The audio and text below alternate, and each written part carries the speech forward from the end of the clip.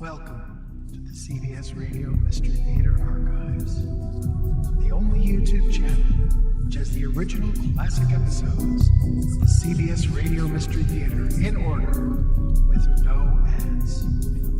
Thank you for listening, and now, enjoy the show.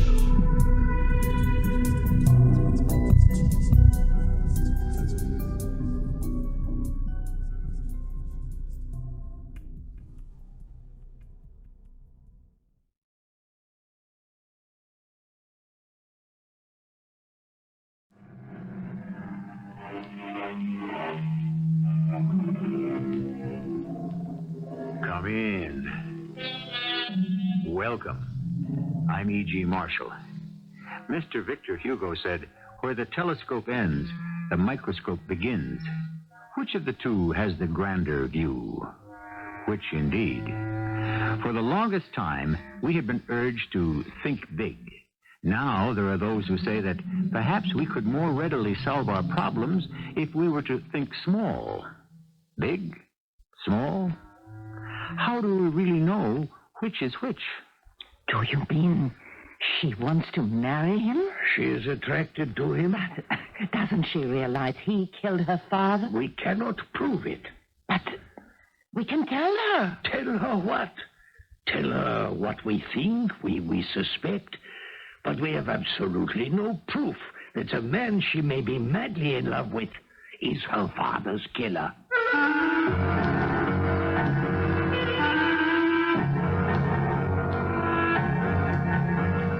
Our mystery drama, Heads You Love, Tails You Die, was written especially for the Mystery Theater by Sam Dann and stars Marian, Seldes and Court Benson.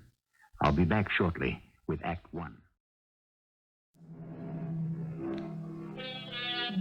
When you meet the Countess Elena Moreni, your immediate reaction is, of course, this lady must be the genuine article. She's tall, slender. Her features can only be described as exquisite. Her costume, though basically simple, is the height of stylish elegance. Were this the Europe of 100 years ago, she would have been the brightest jewel in the palace of a king. But if we're to discuss the beautiful Countess Elena, we should hear from her uncle, Count Stefan Moreni. He knows more about her than any person living. Or dead. Yes, at one time the Moreni family had extensive holdings in what was called Transylvania. But everything's gone. All that I have left in my old age is my niece, Countess Elena. And the truth is, strictly speaking, she's neither my niece nor a countess, nor is she even a Moreni. Years ago, her name was Gertrude Schmidt, and she was a scrawny, timid teenage girl who helped out in her father's delicatessen on the northeast side. And I remember that certain day when everything ended and everything began. Good evening to you, Herr Schmidt. Count! You have not forgotten us. Why should I ever forget you, Herr Schmidt? Oh, I thought that since you had come into your fortune... No, Herr Schmidt, I have not come into my fortune. The fortune I have come into could have been anyone's fortune. I've merely won the lottery. But this may be the way that Providence has of correcting a mistake. My good Herr Schmidt, Providence will never admit that he or she or it has ever made a mistake. You can say what you want, Count. I believe it was ordained. Why are you surprised to see me? I thought that now you are rich, you would buy at the more exclusive places. My good friend, you are the only shop in town where one may purchase paprika that is worthy of the name. A true paprika. I have put some aside for you, Count. Gertrude, here is Count Moreni, who has come all this way to buy from us. Well, say hello. Good evening to you, Fraulein Gertrude. Trude, where are your manners? Oh, she is so shy. Look at her. When you stand erect, child, you have the carriage of a queen. But why is she so timid? frightened of her own shadow. Wait, my good friend, wait. One day she will discover the power within her, the irresistible forces of fire and ice in those brilliant, beautiful blue eyes. I tell you, she was born to break hearts and rule men. If only I could just get her to say hello to people. All in good time. Some blossoms bloom early, others late. But the magnificent flower... Stick 'em up. Oh, You heard me. that's a gun, my friend. Be careful. Just stick up your hand. There's no need for this, young man. If you're hungry, you can have food. If you want money... Shut up! You can have anything, but put away that gun. Open the register. Schmidt, do exactly what he tells you. Good. Now, just stand back. It went off. I didn't mean to. It just went off. Yes, it just went off. And Joseph Schmidt fell down dead. I was standing next to him. A little more to the left, and it could have been me. As it was, I was blinded momentarily by the flash. I could feel the sting of the exploding powder. The gunman, of course, ran away, and the police never found him. Some weeks later, I decided to return to the shop. Perhaps I could do something for the young girl. Yes? How can I help you today? Oh, it's the Count. Good morning. That bandage on your eye, is something wrong? Oh, it was from the... Oh, well, never mind. You needn't be afraid to say it. I heard you were blinded from the powder from that shot. You're better, aren't you? Yes. Then it's just a temporary thing. We hope. My dear, you look tired. Oh, yes. I understand you're keeping up the shop all by yourself. I'm trying. And you're finding it difficult. I'll manage.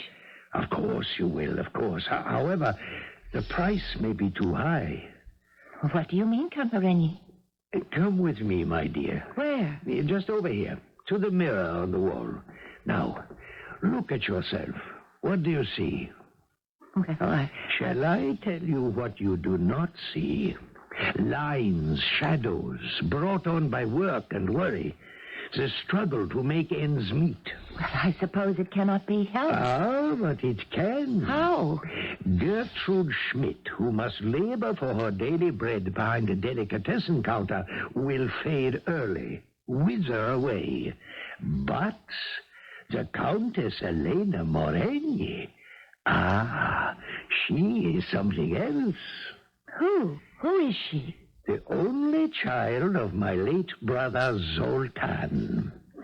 And I am an old bachelor, therefore she is the last of the Morenis, and she will inherit my fortune.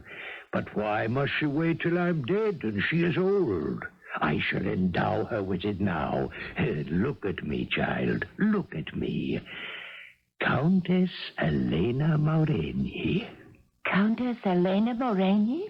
Elena, for the only woman I ever loved and lost. She was so much like you.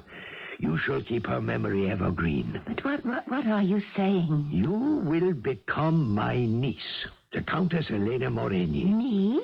You shall become the most beautiful, the most famous and sought-after woman in all the civilized world. Please, Count, We have nothing to say about it, you or I. Count, I have everything to say about whether or not I'm going to allow... It was almost the very last word your father said.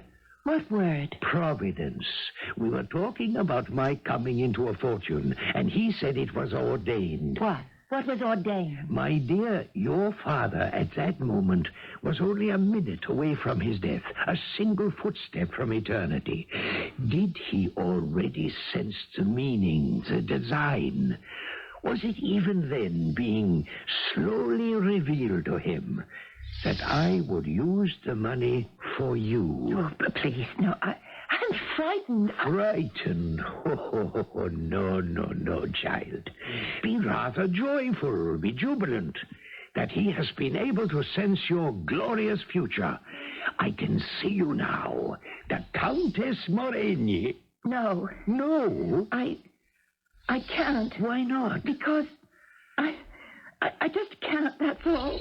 Tell me why, child. Because the man who killed Papa, he must pay for it. I must make him pay. You? Who else? Well, the police. The police have already forgotten him. Well, I shall make this killer pay the price. How? I'll wait for him. Where? Here. Look inside this drawer. You see? Oh, that's a revolver. And I know how to use it. Revenge. Surely a Moreni cannot argue against it. He will come back here one day. Why do you say that? He will come back. I know it. My dear, your grief has made you angry and frustrated. My father was murdered. And you cannot tear yourself away from the place where he fell, as if somehow that would keep him by your side. But ask yourself, what would make him happier if you wasted away as a drudge in a shop, or if you blossomed into the magnificent Countess Moreni? She didn't need very much persuasion. But while your average countess is born, your true noblewoman must be made. And she was given all that was required to make her a great lady. And I must say she was an apt pupil. She learned French, the language of civilization. Tout passe, tout casse, tout lasse. Italian, the language of art. Di qua, di là, di giù, di lassù. Spanish, the language of passion. La vida es sueño, y los sueños, sueños son.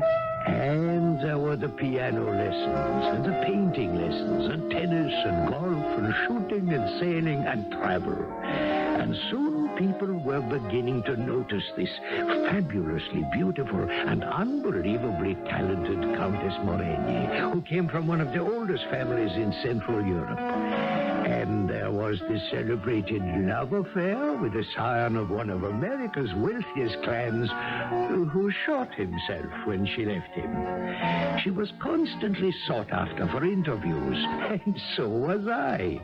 Most of them were the usual light-headed fan magazine type. But one journalist proved to be remarkably perceptive. Count, when you see her, she seems to glitter and sparkle like some priceless gem. Of course. But I think I sense a dark quality. I beg your pardon? Almost a shade of sadness. Yes? As if there has been some tragedy in her life. Has there been a tragedy? Why don't you ask her? I did. And what did she say? She said no. Well, then, that should be the answer. But I don't believe her.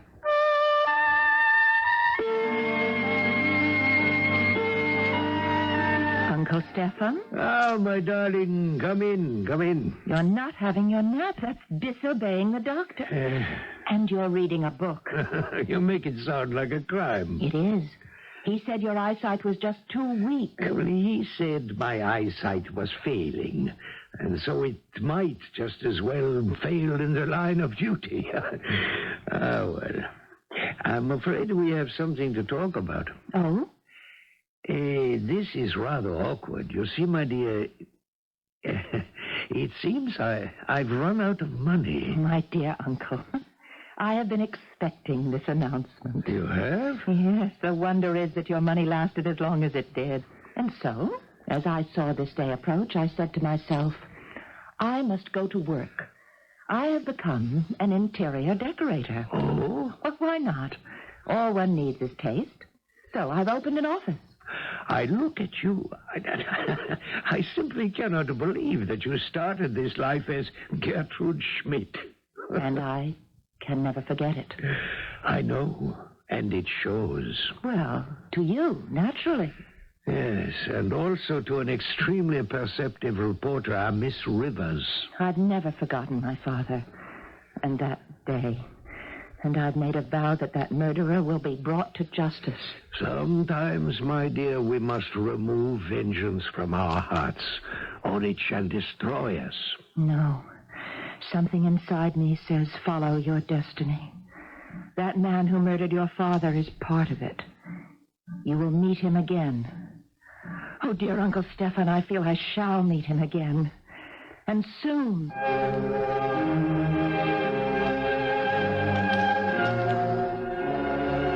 Where? In the rarefied atmosphere of her present environment, among the rich, the great, the famous? The fact is, she's become a part of this world. Well, did she meet him again? What happened to that nervous young killer? You know you're going to find out in Act 2.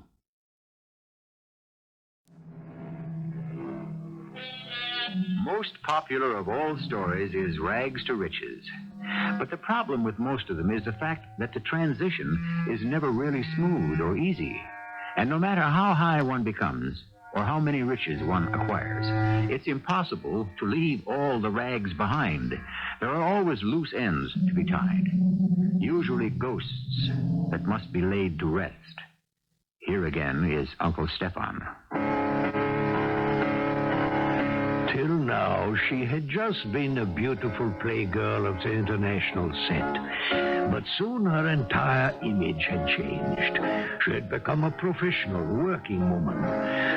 You would see her designs in the leading decorating magazines. She was being consulted and quoted. She had acquired stature and authority. My little Gertrude Schmidt, whom I had transformed into the magnificent Countess Moreni. There was only one small cloud, the usual one, that never could disappear.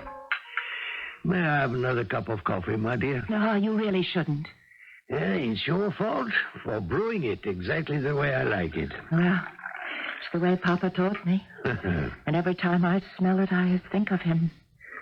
Isn't that why I do it? Deliberately, to keep him fresh in my memory? Certainly. You realize that's a question Freud would ponder over for pages and volumes. And you so casually dismiss it in one word. Oh, naturally. You're in a good temper this morning. And you've mentioned Freud. Does this mean what I think it does? And what is that? Are you thinking it's time you fell in love? No, it's always time to fall in love. All one needs is to find the man.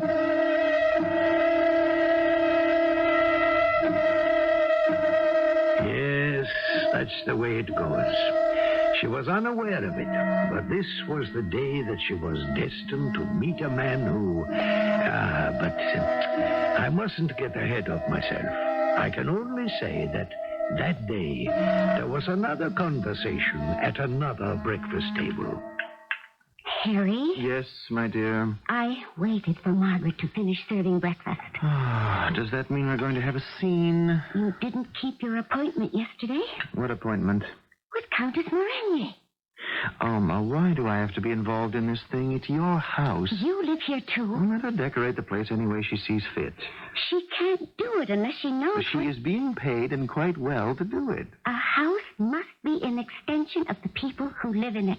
It's a good sales talk, but she doesn't have to persist in that nonsense. She already has the job. Let her do it. Take the money and run. That is not how the Countess Moreni has become the foremost interior decorator in this country. Alma, I am too busy. You promised I could have the Countess do the house. I wrote out a check. What more do you want? Unless she has an opportunity to meet you, she'll resign the account. Well, that's just too bad. Harry, I am trying to hold on to my temper. Alma, I'm very busy. I don't want to become angry.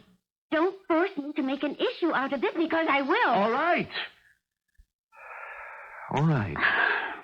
This afternoon at 2:30. Be there.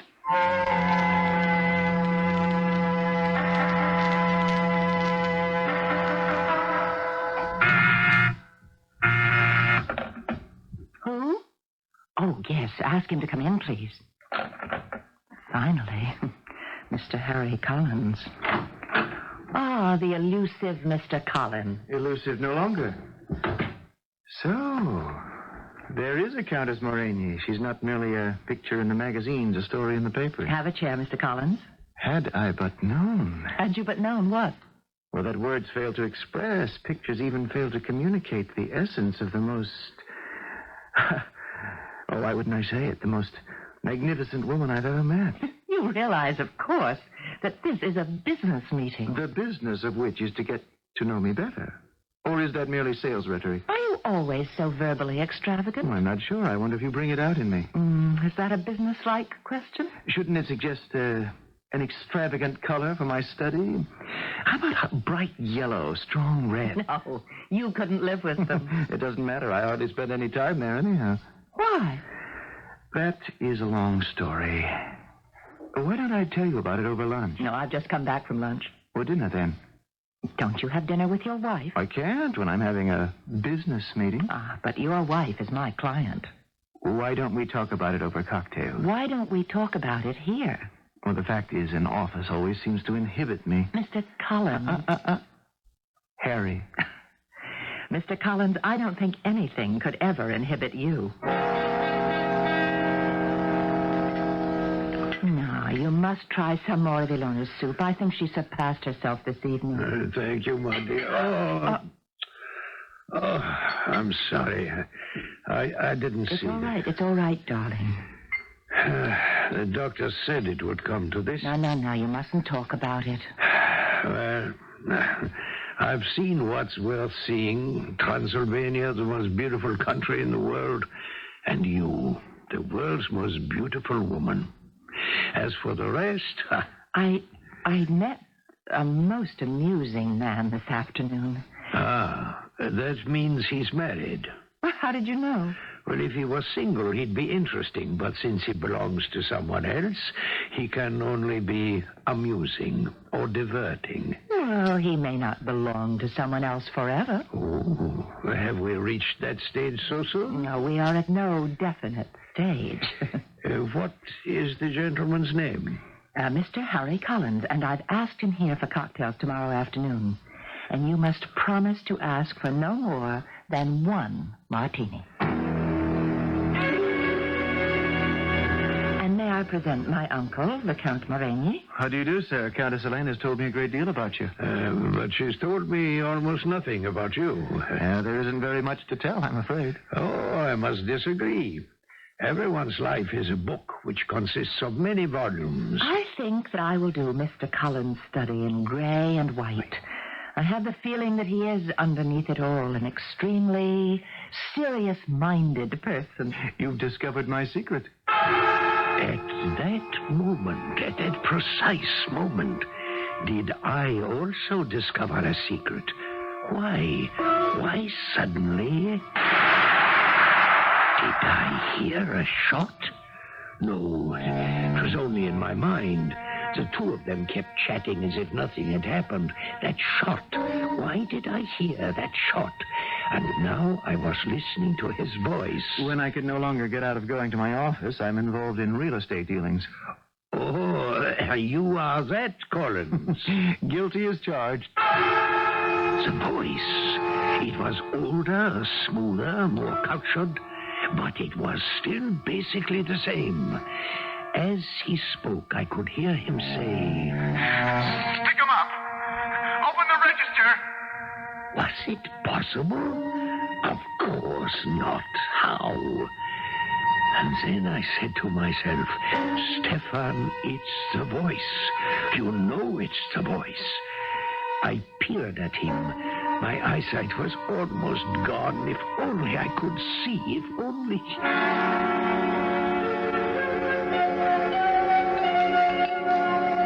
You're not very hungry this morning, Uncle. Oh, I'd like to say a penny for your thoughts, but in these inflationary times... Tell me, what did you think of Mr. Collins? As a client? I was thinking of him in another category. Definitely. Possibly.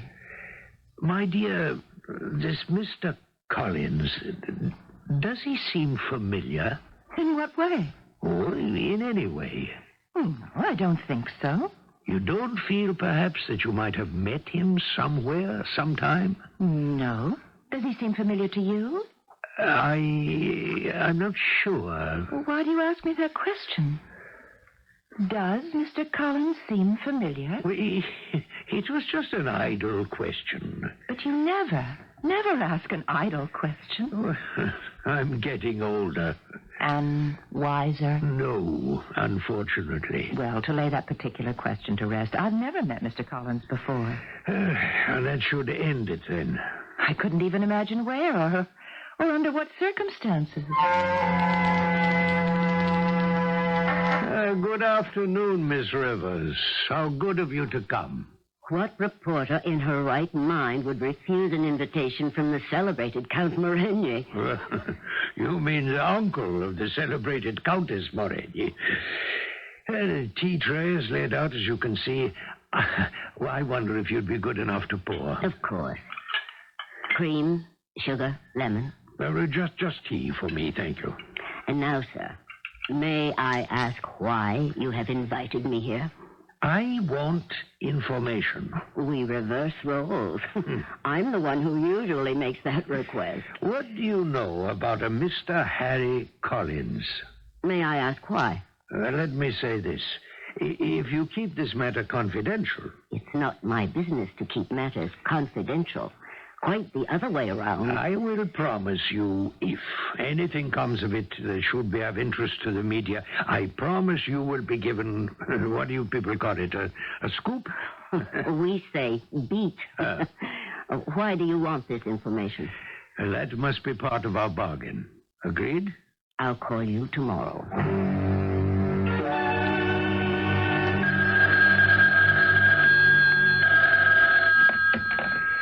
This is Count Stefan Moreni. How may I help you? I'm afraid I can't be of much help to you.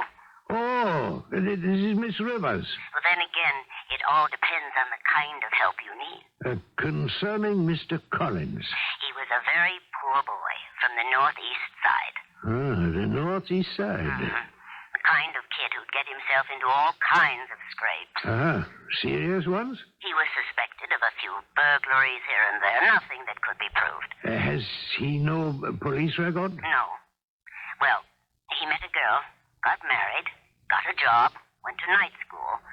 The girl evidently reformed him. She's his present wife. I see. He went to work for a real estate firm. In 10 years, he owned it. It's been growing ever since. And that is all we know about Mr. Collins. That is all we know. The conviction. It kept growing stronger. Harry Collins, this self-made millionaire, he was the killer. How could that be possible? But wasn't anything possible? Didn't scrawny Gertrude Schmidt become the radiant Countess Moreni? I was positive. But what could I do about it?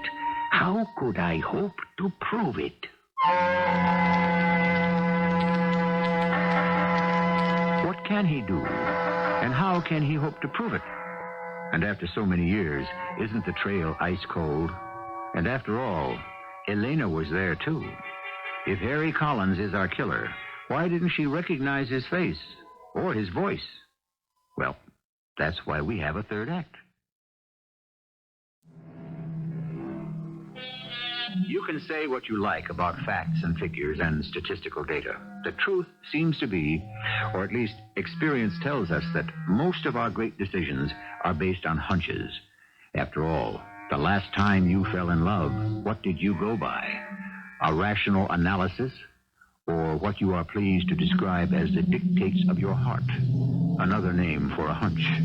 What's true of love is also true of murder. Sometimes a hunch is your best line to a killer. Good morning, my dear. Ilona made the coffee this morning. Darling, someone has to, since you refuse. Well, the doctor says you're... What is the use? Exactly. So let's relax and enjoy it. She makes it just the way you do. You mean the way Papa did. How is your friend, Mr. Collins? You mean my client, Mr. Collins? Oh, we're still at that stage, huh? Have some coffee. Yes, I will. Oh. What is it, my dear? I don't know. Is something wrong? Oh, Papa. What about Papa? I thought I'd blotted that picture from my mind forever. Oh? That terrible day, that terrible shot. No. Don't think about it. Can't help it. But why? Why does it suddenly appear before you now? I don't know. Possibly the coffee. Possibly the coffee. Combined with the mention of Harry Collins' name. Perhaps there was some kind of subconscious linkage. Oh, don't ask me what. I usually laugh at people who talk this way. But she would have to decide for herself if Harry Collins was the same who killed her father. She would have to recognize him. No one else could make that judgment. Of course, I could be of assistance. And so I summoned my housekeeper. Yes, Count. Sit down, please, Ilona. Tell me, do you remember many years ago Schmidt's Delicatessen on the northeast side? How could I forget? What a delightful place it was. Do you remember all those delicious smells? Oh, Stefan, if you want to talk about the old times, please, I'm busy. Later. Now, pay attention, woman. I have an important job for you. What were those smells? You are not serious. Answer the question. He always had coffee ready to serve. Yes. And why was it so distinctive? The little bit of chicory. What were the other smells? Those delicious meats and sausages, The salads? You're making me hungry, and the doctor says I must diet. You must duplicate those heavenly aromas now, in this room. I do not understand. The thing is crystal clear. I want this room to smell as if one had just entered Herr Schmidt's Delicatessen. But, Count. What is the problem? There was no problem. My Ilona was a servant of the old school. She fussed and complained, but there was a twinkle in her eye. And now, to set the appointment. Elena, my dear. Yes, Uncle. I am quite taken with this Mr. Harry Collins. Oh? Do you suppose we could have Mr. Collins over for cocktails? When? Whenever it's convenient. This afternoon? Why not? Oh. Uncle Stefan, I don't know. There's something about him. Yes? It attracts me or frightens me. What does that mean? I have no idea. I'm disturbed. How? Are you in love with this man? Love? I don't know. I've never been in love, but I have this feeling. Yes? It's as if some force has been generated inside me. It's a force that's going to be released, whether I want it or not. Uncle, is that what love is? It's love, or it's the other side of the coin. Hate. Soon we shall know. Soon she would know. She would find out for herself. And if he were not the killer, she would find out without even knowing what it was she'd found out. That afternoon, she arrived first. I'm early. Harry said he'd try to be here before 6. Uncle Stefan. What is it, child? The room. What about it, dear? It's like... Oh, it smells like Papa's store. That's right. Somewhat. No, more than somewhat. Well, I've asked Ilona to prepare some food. Well, she must have outdone herself. I'm carried back to all those years, to Papa's shop. The coffee with a pinch of chicory, the baked meats, the potato salad, the sauerkraut. Hello. I was able to get here early after all. No, Papa. Catch her. She's going to faint. Put her on the couch. What happened? Should we call for a doctor? No. She'll be all right. Oh, shouldn't we do something? Ilona will take care of her, Mr. Collins. I wonder if you would be good enough to excuse us? Well, sure. Funny. What's funny? I don't know. I have this feeling. Yes? I don't know what it is. Can you describe it? No, I can't. I think I'd better go.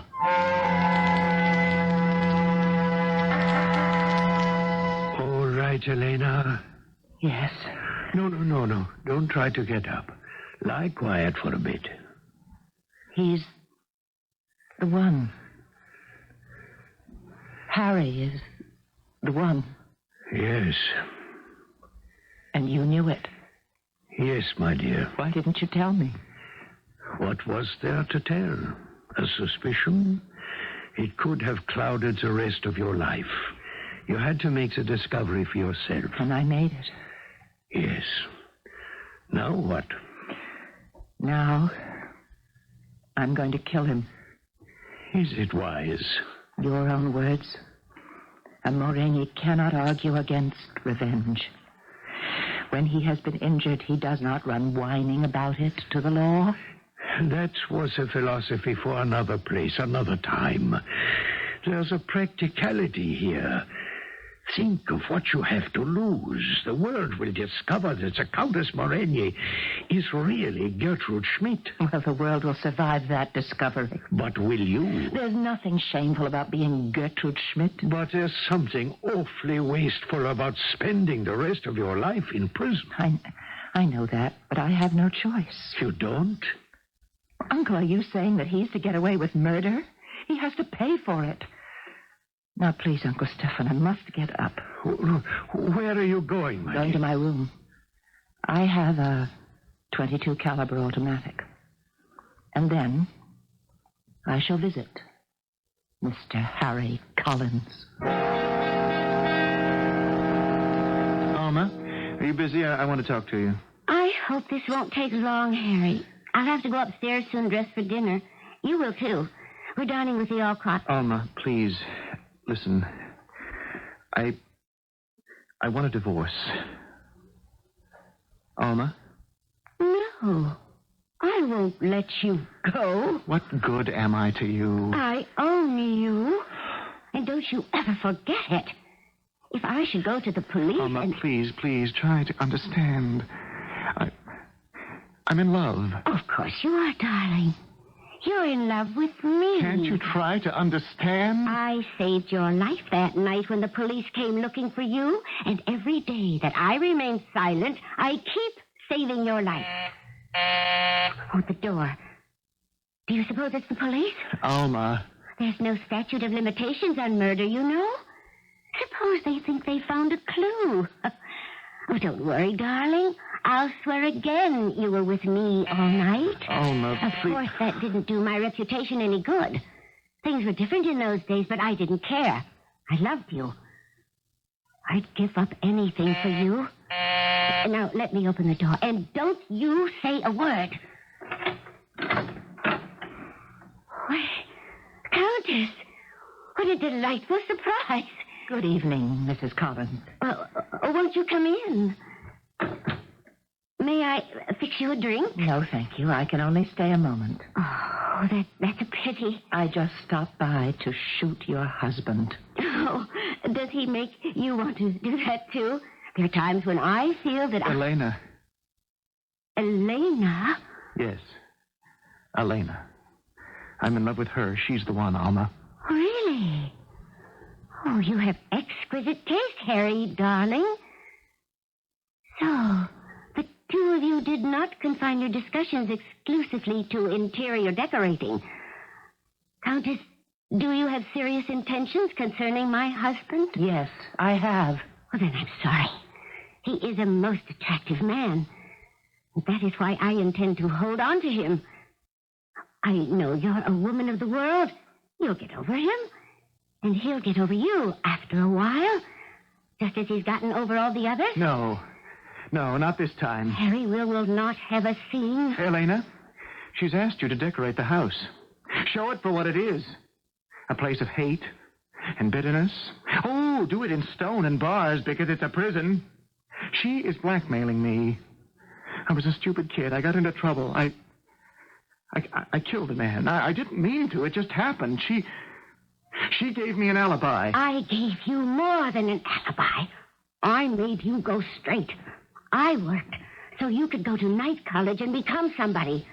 Whatever you are today, you owe to me. All right, but how long do I have to keep paying you back? When are we going to be even? Never. Alma, I'm not asking for myself. It's also for you. Let go of me. It can't go on forever. Tomorrow, next week, next month, next year, I am going to kill you. Or myself. Or both of us. We will always be together, Harry. Excuse me, I seem to have interrupted a family argument. I must be going. Oh, surely, Countess. You did have a reason for stopping by. Yes, I told you I came here to shoot your husband. But I see now it won't be necessary. Things will take care of themselves. Elena, what are you saying? As a matter of fact, I brought this. Oh, it's a pistol. Well, of course. Why don't I just leave it here? I'm sure one of you will find a use for it. Sooner or later. You actually did come here to shoot me. Yes.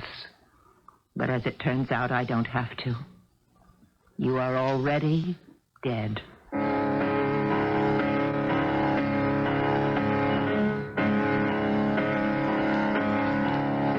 There is certainly a new style in things. We hear all kinds of sentiments concerning revenge, such as living well is the best revenge, success is the best revenge, survival is the best revenge. Who knows? I can only say that if revenge is being put on a more positive and less violent basis, I am certainly in favor. I shall return shortly.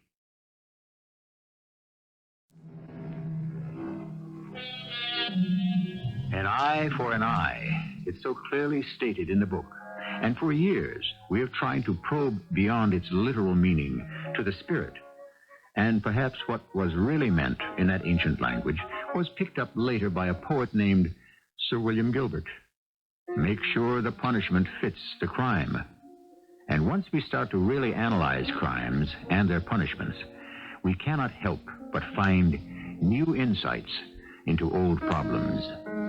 Our cast included Marian Seldes, Court Benson, Evie Juster, and Russell Horton. The entire production was under the direction of Hyman Brown. I hope you enjoyed this episode of CBS Radio Mystery Theater. If you've enjoyed this and want to hear more, please subscribe to this channel. You can also visit my